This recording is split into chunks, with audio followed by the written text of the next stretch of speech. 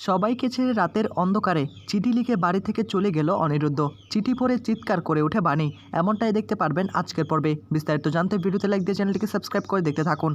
গল্পের শুরুতে আমরা দেখতে পারবো অনিরুদ্ধ তার মাকে বলে, জানো মা, আজকে আমাকে হুমকি দিয়েছে আমি নাকি বিদ্যুৎকে মেরে ফেলেছি, তার ডেড বডি নাকি আমি লুকিয়ে ফেলেছি। আমি সব দিক থেকে হেরে যাচ্ছি, বাড়ি থেকে হেরে যাচ্ছি, আমি আমার প্রিন্সেসের কাছে হেরে যাচ্ছি।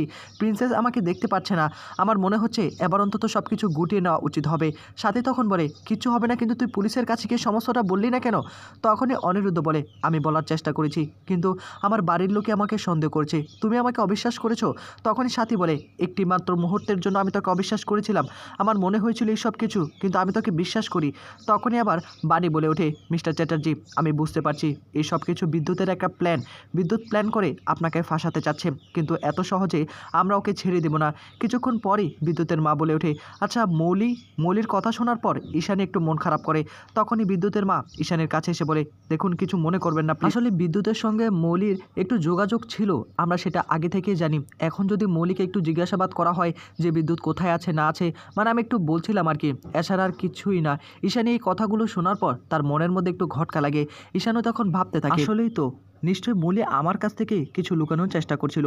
তখনই ঈশানী সকলের মাঝে বলে ওঠে, আমার তো মৌলিকে একটু সন্দেহ হচ্ছে, মৌলি আউট হাউসে একটা নতুন তালা লাগিয়েছে, কিন্তু মৌলি তো এরকম মেয়ে নয়, সে তো এক গ্লাস পানি খায় না, হঠাৎ করে আউট হাউসে তালা কেন দিল সেটাই আমি বুঝতে পারছি না। কথা শোনার পর তখনই বাণী বলে ওঠে, তার মানে ওই আউট হাউসের মধ্যেই লুকিয়ে রয়েছে বিদ্যুৎ, আমাকে এক্ষুনি যেতে হবে। মিস্টার চ্যাটার্জি, এক্ষুনি চলুন, আমাদেরকে এক্ষুনি আউট হাউসে যেতে হবে, তাহলে আমরা আসল সত্যিটাকে বের করতে পারবো। যে বলা সে কাজ। বাণী, অনিরুদ্ধ সকলেই আউট হাউসে দেখার জন্য চলে আসে। এদিকে তখনই মৌলি বলে ওঠে, গ্র্যান্ডমামি দেখো দেখো, ওই দেখো ডাকাত রানীরা চলে এসেছে, একদম সদল বলে আমাদের সঙ্গে যুদ্ধ করবে নাকি, কিছুই তো বুঝতে পারছি না। মৌলি তো ভীষণ রকম ভয় পেতে শুরু করে। নয়নতারার বলে, আজকে তাদেরকে উচিত শিক্ষা দিয়ে দিব। আবার আমাদের বাড়িতে এসেছে, বাড়িটাকে মনে হয় দখল করতে এসেছে। অনিরুদ্ধ ভীষণ রকম রেগে মৌলির কাছে আসে। মৌলি তখন বাণীকে বলে, কি ব্যাপার, তুমি এখানে আসতে গেলে কেন? কিছুদিন এই বাড়িতে ছিলে, এখন কি বাড়িটাকে দখল করতে এসেছো নাকি? তোমাদের কি মতলব? ঈশানী তখন বলে, মুখ সামলে কথা বল মৌলি, আমি কিন্তু এখনও দাঁড়িয়ে রয়েছে এখানে, তুই আমার সামনে থেকে তুই বাণীকে অপমান করছিস। নয়নতারা এসে তখন ঈশানীকে বলে, আমার মৌলি দিদি যেটা করছে একদম ভালো কাজই করছে। আরে বাণী তো একটা নতুন ট্র্যাপ নিয়ে এসেছে। বাণী আসলে এই বাড়িতে থেকে যাওয়ার জন্য, এই বাড়িটা দখল করার জন্য একদম উঠে পড়ে লেগেছে। এই বাড়িতে কিছুদিন ছিল, তাকে জায়গা দেওয়া হয়েছে, তার মানে এই না যে যখন খুশি এই বাড়িতে আসবে। ওগো শোনো না, শোনো, তুমি কিছু বলো, ওই বাণী ডাকাত রানী আবার এ বাড়িতে আসবে কেন? তখনই দাদু বলে ওঠে, কি ব্যাপার, তোমরা আবার এখানে আসতে গেলে কেন? দাদুও ঠিক একই রকমভাবে বাণীকে অপমান করতে থাকে। কেন কেন এখানে তোমাকে আসতে হবে? আমি তোমাদেরকে এত করে বললাম এখানে না আসার জন্য। মৌলি আর্যর সঙ্গে এসে লেগে যায়, একদম সদল বলে চলে এসেছে, একদম ভাড়া করে গুন্ডা নিয়ে এসেছে। নয়নতারা তখন দাদুকে বলে, শোনো, বাণীকে কিছু গিয়ে বলো, তা না হলে কিন্তু আমাদেরকে বাড়ি ছাড়া করতে হবে, কেননা ওরা কিন্তু প্ল্যান করে এসেছে, সদল বলে যুদ্ধ করতে এসেছে, তাদের মতলব কি তুমি জানো না নাকি? এদিকে দাদু এই কথাগুলো শোনার পর তখনই বাণীর কাছে আসে, কি ব্যাপার, তোমরা এখানে হঠাৎ করে কেন আসতে গেলে, কি মতলব তোমাদের? অনিরুদ্ধ বাণী তখন বলে, প্লিজ দাদু ভাই, আমাদের কথাটা একবার শোনো, আমরা আসলে এবারে আউট হাউসটা একটু চেক করার জন্য এসেছি। দাদু তখন বলে, কেন, আউট হাউসে আবার কে লুকিয়ে রয়েছে? আউট হাউসে তোমাদের কি কাজ আমাকে বলো। এদিকে আউট হাউসের কথা শোনার পর মৌলি তো ভীষণ রকম ভয় পেতে শুরু করে, আর মৌলির এসব ভয় দেখে ঈশানী তাকিয়ে থাকে মৌলির দিকে। মৌলি মনে মনে বলে, সর্বনাশ, তারা কি করে জানলো আউট হাউসের কথা? তার মানে মম আমাকে সন্দেহ করেছে, মম তাহলে বাণীকে সব কিছু বলে দিয়েছে। এদিকে দাদু বারবার প্রশ্ন করার পর তখনই বাণী বলে ওঠে, দাদু ভাই, মিস্টার চ্যাটার্জিকে ফাঁসানো হচ্ছে, বিদ্যুৎ নাকি মারা গিয়েছে, আর বিদ্যুৎকে নাকি শেষ করেছে মিস্টার চ্যাটার্জি, কিন্তু বিদ্যুৎ বেঁচে আছে আর আউট হাউসে আমাদের মনে হচ্ছে। ঠিক সেই মুহূর্তে নয়নতারা এসে বলে, তোমরা যা বলবে তাকে আমাদের মেনে নিতে হবে নাকি? আউট হাউসে তোমাদেরকে দেখানো যাবে না। তখনই বাণী বলে ওঠে, আউট হাউস তোমাদেরকে দেখাতে হবে কেন? আউট হাউসে কিচ্ছু নেই, আর তোমরা এই বাড়িতে আসতে গেলে কেন? এক্ষুনি চলে যাও এই বাড়ি ছেড়ে। তখনই নকুল বলে ওঠে, তুমি যাদেরকে বলছো এই বাড়ি ছেড়ে চলে যাওয়ার জন্য, বাড়িটাই তো তাদের। নকুলের মুখে কথাগুলো শোনার পর তখনই আবার মৌলি পুরনো কথাগুলো মনে করতে থাকে আর তখনই মনে মনে বলে এই নকুল সরকার আবার উল্টাপাল্টা কথা কি বলছে কিছুই তো বুঝতে পারছি না। পিনাকি তখন নকুলকে বলে ওদের বাড়ি মানে কিছুই তো বুঝতে পারছি না। মৌলি তখন বলে ওঠে ড্যাড ওই কথার কথায় আর কি, এতদিন তো বাণীরা এ বাড়িতেই ছিল। শোনো বাণী, একটা কথা বলে দিচ্ছি, আউট হাউসে কেউ নেই, আউট হাউস তোমরা দেখতে পারবে না। আরে আউট হাউসে কি আমরা কাউকে লুকিয়ে রেখেছি নাকি যে তোমাদেরকে দেখতে হবে? বাণী তখন বলে এত ভয় পাচ্ছেন কেন? ভয় পাওয়ার তো কোনো প্রশ্নই আসে না। নয়নতারা তখন বলে আমরা আউট হাউস দেখাবো না, যখন খুশি তোমরা আসবে। আর তোমাদের কথায় কি নাচতে হবে নাকি? কোনোভাবে আউট হাউস তোমরা দেখতে পারবে না। বাণী হাত জোর করে দাদুকে রিকোয়েস্ট করে প্লিজ দাদু, এটা অনেক বড় একটা ষড়যন্ত্র হচ্ছে মিস্টার চ্যাটার্জিকে ফাঁসানোর জন্য। তার মধ্যে তানিয়া অসুস্থ, তানিয়া কোনোভাবেই মিস্টার চ্যাটার্জিকে দেখতে পাচ্ছে না। যদি বিদ্যুৎকে আমরা সামনে নিয়ে আসতে পারি তানিয়া হয়তোবা সুস্থ হয়ে উঠবে।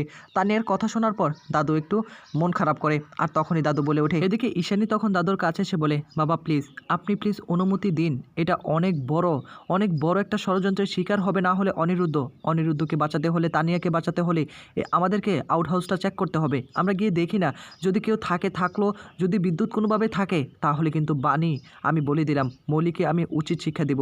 মৌলিকে আমি কি যে করব তোমরা শুধু দেখতে থাকবে। এ কথাগুলো শোনার পর নয়নতারা এসে বলে তার মানে কি ওদের কথা মতো চলতে হবে নাকি? আরে ওই আউট হাউসে কেউ নেই, আমাদের কথা কি বিশ্বাস হয় না নাকি? ঈশানী তখন বলে ছোটো মা, যেহেতু বিশ্বাস হয় তাহলে আমরা দেখলে কি এমন হয়ে যাবে? আপনারা কেন ভয় পাচ্ছেন আমি সেটাই বুঝতে পারছি না। সামান্য আউট হাউস দেখার কথা বলছি। মৌলিকে সন্দেহ করার যথেষ্ট কারণ রয়েছে। মৌলি তো কোনোদিন এক গ্লাস পানি নিজে খায় না, আউট হাউস নতুন করে তালা লাগালো কি সেটা কেন, সেটা তো আমাদেরকে জানতে হবে তাই না? তাই আমি কারো কোনো কথা শুনতে রাজি নই। এদিকে মৌলি তো ভীষণ রকম ভয় পেতে শুরু করে, না জানি ধরা পড়ে যায় সকলের কাছে। অনিরুদ্ধ দাদুর কাছে এসে বলে প্লিজ দাদু, এতটুকু রিকোয়েস্ট কি আমার রাখবে না? এতটুকু রিকোয়েস্ট কি আমি করতে পারি না? আমি শুধু ওই আউট হাউসটা দেখার জন্য একটু চেষ্টা করছি। আউট হাউসের ভিতরে যদি বিদ্যুৎ থাকে তাহলে সমস্ত কিছু ভালো হয়ে যাবে, তানিয়া সুস্থ হয়ে উঠবে। দাদু তখন বলে ওঠে আমার তো এখানে কিছু করার নেই, আমি আর কি করতে পারি? নয়নতারা বলে তুমি কোনোভাবে ওদেরকে দেখতে দিবে না। দাদু তখন বলে তানিয়ার কথা চিন্তা করে হলেও আমাকে দেখতে দিতে হবে, শুধুমাত্র তানিয়ার কথা চিন্তা করে, আর কারো কথা কোনো চিন্তা করব না আমি। তখনই মৌলি এসে বলে দাদু ভাই সব কী বলছো তুমি তানিয়ার কথা চিন্তা করে ওই আউট হাউস দেখার জন্য এখন তাদেরকে পারমিশন দিবে? আমার কথা বিশ্বাস হয় না। দাদু তখন বলে তোমার কথা বিশ্বাস হোক বা না হোক, এ বাড়িটা তোমার না, ঈশানীরও কিন্তু এ বাড়ি। ঈশানী যদি চায় অবশ্যই দেখতে পারে। দাদুকে তখন ধন্যবাদ জানায় ঈশানী। ঈশানী তখন অনিরুদ্ধকে বলে চলো অনিরুদ্ধ, বাণী সকলে চলো আমরা আউট হাউসের দিকে রওনা হই। সকলে আউট হাউসে চলে আসে। পিনাকি বলে এটা তো তালা দেওয়া, কিন্তু সেটা কেন সেটাই তো বুঝতে পারছি না। এটার মধ্যে তো পুরনো তালা ছিল, আর তালা দেওয়া ঘরের ভিতরে কে থাকবে? তখনই মৌলি বলে ওঠে হ্যাঁ ড্যাড, আমারও তো একই প্রশ্ন, কেউ নেই। হঠাৎ করে দেখা যাবে বাণী বলে ওঠে আছে, ওই দেখুন সাইডে দেখতে পায় একটা থালার মধ্যে চিকেন রাখা। আর এটা দেখে মৌলি আরও ভয় পেয়ে যায়। ঈশানী তখন বলে আজকে তো বাড়িতে চিকেন রান্না করা হয়নি, তাই এখানে চিকেন আসলো কি করে? নয়নতারা তখন পায়ে পাড়া দিয়ে বান্টিকে বলে বান্টি কিছু বল। বান্টি তখন বলে আমি খেয়েছি, আমি খেয়ে এখানে রেখেছি, আর কিছুই নয়। এদিকে তখনই মৌলি এবং অনিরুদ্ধ বান্টির দিকে তাকিয়ে থাকে। ঈশানী তখন বলে আমি চাবি নিয়ে এসেছি, এই নাও চাবি, এই চাবিটা দিয়ে খুলে দেখো খোলা যায় কিনা। তখনই চাবি তুলে দেয় বাণীর হাতে। বাণী তখন চাবিটা নিয়ে সে তালাটা খুলে ফেলে। তালা খোলার পরই সকলে আউট হাউসের ভিতরে প্রবেশ করে। আউট হাউসের ভিতরে প্রবেশ করে সকলের মাথায় আকাশ ভেঙে পড়ে, সকলে চমকে উঠে। সামনে ঘোমটা দিয়ে কে যেন বসে থাকে। তখনই বাণী বলে ওঠে কি বিদ্যুৎ, এখন আর ঘোমটা দিয়ে কোনো লাভ নেই, তুমি ধরা পড়ে গিয়েছো, তুমি খোলো এক্ষুনি ঘোমটাটা খোলো। বাণী তখন নিজের হাতে ঘোমটাটা খুলেই দেখতে পায় সেখানে কুয়াশা বসে রয়েছে।